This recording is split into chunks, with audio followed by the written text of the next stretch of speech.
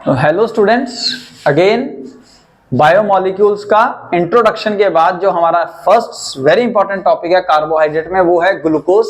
Chemical formula आप सबने सुना होगा C6H12O6 which is also named as dextrose. Why? Because glucose जो है वो डेक्स्ट्रोरोटेटरी है। डेक्स्ट्रोरोटेटरी का मतलब क्या होता है? जो कंपाउंड प्लेन पोलराइज लाइट को राइट साइड रोटेट कर देते हैं उन्हें हम डेक्स्ट्रोरोटेटरी कहते हैं। Now it is also named as aldohexose, या फिर हम ये कहें कि ये एल्डोहेक्सोज के नाम से भी जाना जाता है। क्यों? क्योंकि इसके अंदर हेक्सो का मतलब 6 कार्बन एटम्स और एल्डो का मतलब aldehyde group. So this compound contains 6 carbon atom and aldehydic group, जो कि हम इसके स्ट्रक्चर में देख पाएंगे। Now it is a monomer of many और large number of organic compound, यानी कि बहुत सारे पॉलीसैकेराइड्स का ये मोनोमर है, जैसे स्टार्च, सेलुलोज वगैरह का। तो आपने देखा भी जब इनको हाइड्रोलाइज करते हैं then we will get a glucose. Next, by experimental verification it has been found that the molecular formula is C6H12O6 and from that we got a molecular mass कितना है? 180 यूनिट। अब स्ट्रक्चर के लिए इसके कुछ experiments किए गए और एक्सपेरिमेंटल स्टडी के बेस पे हमने ग्लूकोज का फाइनल स्ट्रक्चर बनाना है। तो उससे पहले हम एक्सपेरिमेंट स्टडी करते हैं। तो सबसे पहला एक्सपेरिमेंट क्या है? On prolonged heating of glucose with hydrogen iodide in the presence of red phosphorus. आपको पता है hydrogen iodide in the presence of red phosphorus act करता है as a very strong reducing agent, जिसकी वजह से we will get a n hexane, normal hexane is obtained which suggests that 6 carbon atom in the glucose are in the straight chain। यानी कि आपके पास C6H12O6 है। जब आप इसको रेड फास्फोरस की प्रेजेंस में, सॉरी हाइड्रोजन आयोडाइड के साथ रेड फास्फोरस की प्रेजेंस में हीट करते हो तो ये कन्वर्ट हो जाता है एन हेक्सेन, बोले तो नॉर्मल हेक्सेन में। तो सारे के सारे कार्बन एटम स्ट्रेट चेन में है। तो ये स्ट्रेट चेन में वहीं से आए होंगे, कहां से? जो उसका पेरेंट एटम कंपाउंड होगा। तो पेरेंट कंपाउंड कौन है? ग्लूकोज। तो यहां से हमें पता लगता है कि इस ग्लूकोज के अंदर 6 के 6 carbon atom possibly straight chain में अवेलेबल है। तो सेकंड एक्सपेरिमेंट के अंदर स्टूडेंट्स हम रिएक्ट करते हैं जब ग्लूकोज को विद हाइड्रोक्सिलामाइन या हाइड्रोजन साइनाइड। तो सबसे पहले हाइड्रोक्सिलामाइन, फॉर्मूला NH2OH आपको याद होगा। तो हमें ऑक्साइन मिलता है, हाइड्रोक्सिलामाइन से ऑक्साइन मिलता है। और अगर आप हाइड्रोजन साइनाइड से रिएक्ट कराते हैं then we will get a cyanohydrin. क्या मिल जाता है पुत्र आपको? साइनोहाइड्रिन। तो जो क्या सजेस्ट करता है? It suggest that the presence of carbonyl group in the glucose. Glucose के अंदर कार्बोनिल ग्रुप है। जो अभी एल्डिहाइड या कीटोन है वो नहीं पता लगा, हमें ये पता लगा कि वो कार्बोनिल ग्रुप है, क्योंकि ये दोनों रिएक्शन जो है वो एल्डिहाइड और कीटोन दोनों शो करते हैं। तो यानी कि आपके पास अगर ये ग्रुप है सपोज C+OH ग्लूकोज, हम क्योंकि अब तो हमें पता है ना कि एल्डोहेक्सोज है, तो इसलिए हम इसको अभी ऐसे समझ रहे हैं। तो यहाँ पे होगा पुत्र सपोज NH2OH, तो यहाँ से हाइड्रोजन और यहाँ से oxygen in the form of water liberate होंगे और ये डबल बॉन्ड कार्बन के साथ जाके नाइट्रोजन बनाएगा और बना लेगा ऑक्साइन। ठीक है पुत्र? और अगर हाइड्रोजन साइनाइड से रिएक्ट करोगे देन यू विल नो कि ये डेल्टा पॉजिटिव, ये डेल्टा नेगेटिव। आपको रिएक्शन बताया था, इसके ऊपर नेगेटिव चार्ज आएगा, हाइड्रोजन जाएगा ऑक्सीजन से रिएक्ट करेगा, OH बनाएगा और CN जो है वो कार्बन के ऊपर जाके बनाएगा बॉन्ड, तो वो बन जाएगा साइनोहाइड्रिन। तो इस रिएक्शन से सेकंड एक्सपेरिमेंट से पता लगा that we have carbonyl carbon atom in a glucose. We have carbonyl carbon atom in a glucose. अब थर्ड एक्सपेरिमेंट बताएगा कि वो कार्बोनिल कार्बन एटम कौन है? एल्डिहाइडिक ग्रुप है। कैसे? तो थर्ड एक्सपेरिमेंट के अंदर हम क्या करेंगे? हम ग्लूकोज को रिएक्ट कराएंगे विद माइल्ड ऑक्सीडाइजिंग एजेंट, क्योंकि जो स्ट्रॉन्ग ऑक्सीडाइजिंग एजेंट है वो तो एल्डिहाइड और कीटोन दोनों को ऑक्सीडाइज कर सकते हैं, लेकिन जो माइल्ड ऑक्सीडाइजिंग एजेंट है they can only oxidise the aldehydic group. तो लाइक ब्रोमीन वाटर, जिसकी वजह से हमें क्या मिला है? Glutamic acid. जो ग्लूटामिक एसिड है वो कंफर्म करता है कि वहां पे कौन है? एल्डिहाइडिक ग्रुप, ग्लूटामिक या ग्लूटोनिक एसिड। ठीक है? देन सपोज ये है आपके पास ग्लूकोज C+OH यानी कि एल्डिहाइडिक ग्रुप CHOH 4 बारी CH2H, इसको ब्रोमीन वाटर के साथ आप ट्रीट करेंगे which act as a mild oxidising agent. तो ये जो एल्डिहाइडिक ग्रुप है ये ऑक्सीडाइज हो जाएगा इनटू कार्बोक्सिलिक एसिड और इस कंपाउंड का नाम है ग्लूटामिक एसिड। तो ये क्या प्रूफ करता है? ये प्रूफ करता है या कंफर्म करता है that among 6 carbon atom straight chain there is 1 aldehydic group. तो फोर्थ एक्सपेरिमेंट के अंदर अब हम ग्लूकोज को क्या करेंगे पुत्र? रिएक्ट कराएंगे with acetic anhydride. Acetic acid, 2 acetic acid लिए CH3COH, उसमें से वाटर मॉलिक्यूल हटाया यानी कि एनहाइड्राइड हो गया, तो वहां पे वो दोनों जुड़ गए। ये जो ऑक्सीजन है कॉमन हो जाएगा CH3C+O CH3C+O के साथ। ठीक है? This is called acetic anhydride, this is called acetylation. ठीक है, Friedel craft alkylation, acylation, acetylation आपने याद किया था, जहां पे हम एल्कोहल्स की एसिटाइलेशन करते थे। तो वही on reacting with acetic anhydride we get penta acetate, penta acetate which is stable compound and confirms 5 OH group. तो भैया एक कार्बन आपने कंफर्म कर दिया है एल्डिहाइडिक है, और 5 कार्बन आप कंफर्म कर रहे कि उसके पास OH ग्रुप है। तो क्या कंपाउंड बन रहा है? पेंटा एसीटेट। तो यहाँ पे क्या हुआ उत्तर, ये उल्टा होके एक हाइड्रोजन हटेगा, उल्टा होके वहां पे जुड़ जाएगा CHO, CHO, C double bond O, CH3 4 बार। इसी तरह नीचे होगा CH2O, ये हाइड्रोजन हटेगा, C double bond O, CH3। This is called penta acetate which confirm the presence of 5 OH group in the glucose structure. तो स्टूडेंट फिफ्थ एक्सपेरिमेंट के अंदर जब हम रिएक्ट करेंगे विद नाइट्रिक एसिड, ग्लूकोज और gluconic acid, पीछे मैं नाम गलत बोल गया बेटा, ग्लूटैनिक एसिड नहीं ग्लूकोनिक एसिड है, ठीक है जी। ग्लूटैरिक एसिड के अंदर दोनों तरफ COH ग्रुप होते हैं, ठीक है जी, और उसके अंदर 3 कार्बन एटम का मिथाइल ग्रुप होगा बीच में, तो उसको छोड़ दीजिए, ग्लूकोनिक एसिड लीजिए। So on reacting with nitric acid, glucose and gluconic acid both on oxidation gives saccharic acid, जो कंफर्म करता है presence of primary OH group. कि भैया देखो इसको COH ग्रुप में कन्वर्ट कर दिया, ऑक्सीडेशन हो गया। यहाँ पे COH ऑलरेडी था तो वो COH ही रहा जब आपने नाइट्रिक एसिड के साथ इसको हीट किया, स्ट्रॉन्ग कंसंट्रेटेड नाइट्रिक एसिड के साथ, ठीक है, जो एक्ट करेगा स्ट्रॉन्ग ऑक्सीडाइजिंग एजेंट की तरह।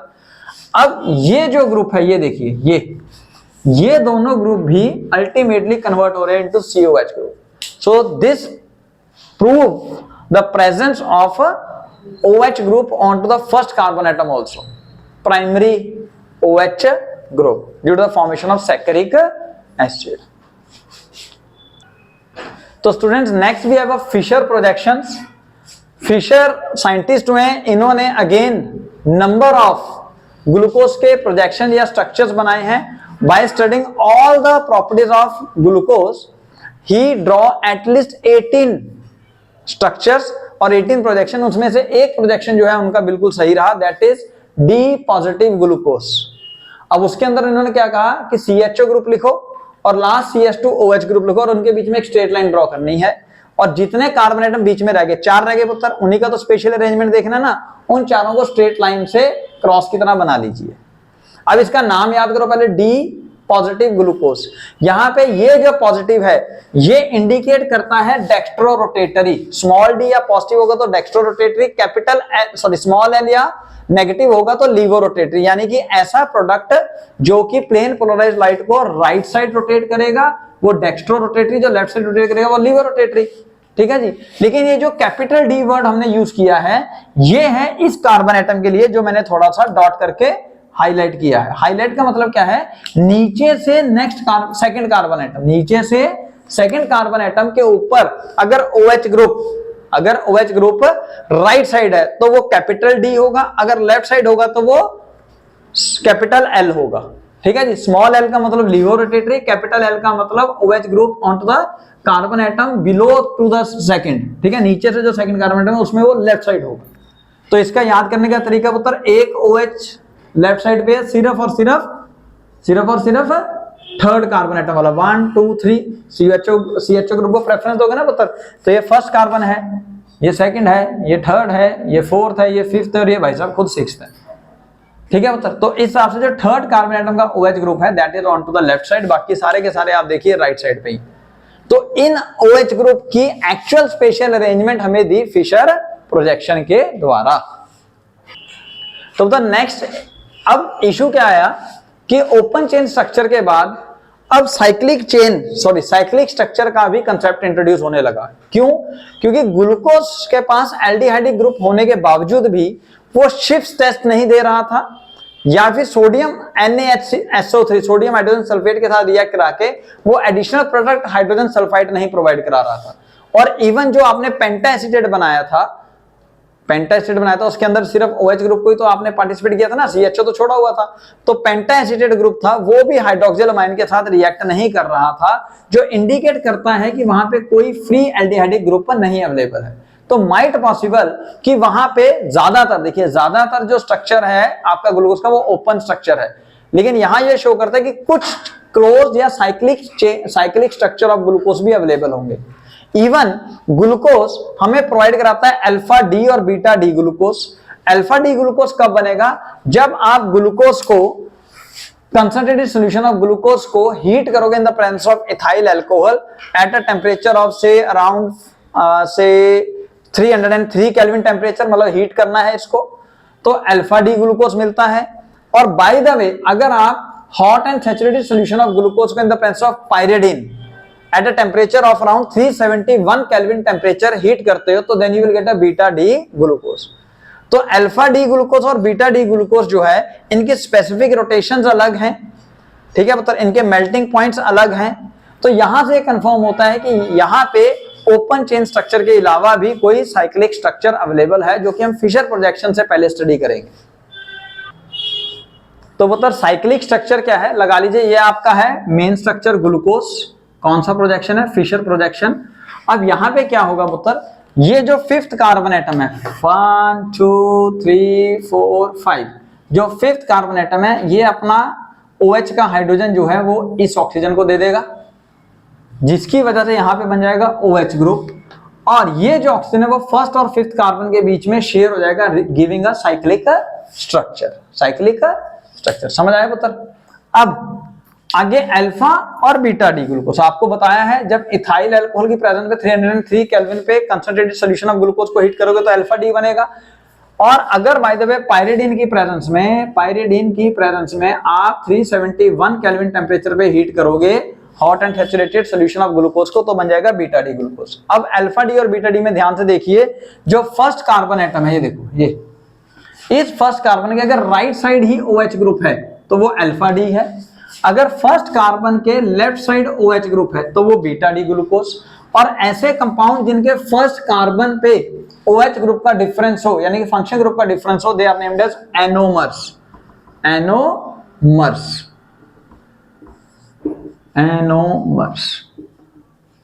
And one more important point that there specific rotations.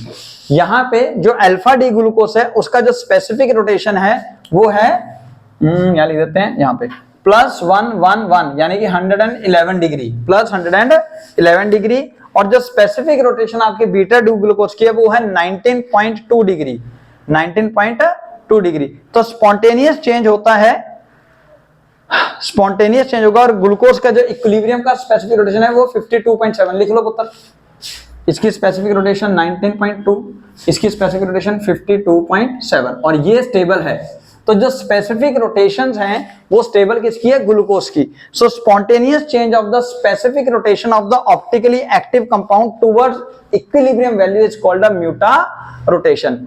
अब ये इसमें एक कन्वर्ट होने की कोशिश करता है, ये भी इसमें कन्वर्ट होने की कोशिश करता है, तो उसे कहा जाता है, उस प्रोसेस को कहा जाता है म्यूटा रोटेशन। क्लियर हो गया पुत्र। तो नेक्स्ट है पुत्र हैरेथ प्रोजेक्शन या हैरेथ स्ट्रक्चर। इसको हम रिजेंबल करते हैं विद पायरेन। पायरेन में 5 कार्बन एटम होंगे, ऑक्सीजन बीच में 6 कार्बन की जगह होगा, जैसे बेंजीन में होता है, लेकिन वहां पे 6वें कार्बन की जगह ऑक्सीजन है, और 2 ही डबल बॉन्ड है आमने सामने। ये फ्यूरैन है, ये पायरेन है। पायरेन के साथ आपने कंपेयर करना है। तो मैं अल्फा डी ग्लूकोज को बना रहा हूं पुत्र। आप सबसे पहले क्या करेंगे, कुछ इस तरीके का स्ट्रक्चर बनाएंगे, ठीक है जी, और इसके यहां पे इस तरीके से डंडियां बना लेंगे। अब आगे क्या करना है पुत्र, फिशर प्रोजेक्शन से आपने पिक्चर उठानी है। यहां से जो भी ग्रुप राइट साइड है उसको नीचे बनाइए, लेफ्ट साइड वाले को ऊपर। सपोज राइट साइड नीचे, लेफ्ट साइड ऊपर, ठीक है पुत्र। यहां पे भी नीचे ऊपर, थर्ड वाले पे लेफ्ट साइड, राइट साइड नीचे, देन अगेन बोलो OH नीचे, क्योंकि राइट साइड है नीचे, तो लेफ्ट साइड वाला ऊपर। यहां पे A उल्टा लिखा होगा तो इसको CH2OH, then it is hydrogen. This is called your alpha D glucose. ये ऊपर बनाया हुआ है पुत्र। बीटा डी ग्लूकोज में क्या फर्क होने वाला है आप जानते होंगे कि फर्स्ट कार्बन के ऊपर OH जो है वो लेफ्ट साइड पे होता है, ठीक है, वो बीटा डी ग्लूकोज होता है। और इनका नाम इस वजह से क्या रखा गया, अल्फा डी पॉजिटिव ग्लूकोज। अब ये तो है ही है, लेकिन यहाँ पे पायरानोज स्ट्रक्चर है, तो इसलिए हम इसको लिखेंगे ग्लूकोपायरानोज। स्ट्रक्चर की वजह से इसका स्पेशल नाम हो गया अल्फा डी पॉजिटिव ग्लूकोपाइरानोज। और अगर बाय द वे दोस्तों इस OH को आप ऊपर कर दोगे और ये हाइड्रोजन नीचे हो जाएगा, then it is named as beta D positive glucopyranose. जैसा कि आपको पता है बीटा के अंदर ये OH ग्रुप जो है वो लेफ्ट साइड आ जाएगा। This is all about the structure of glucose.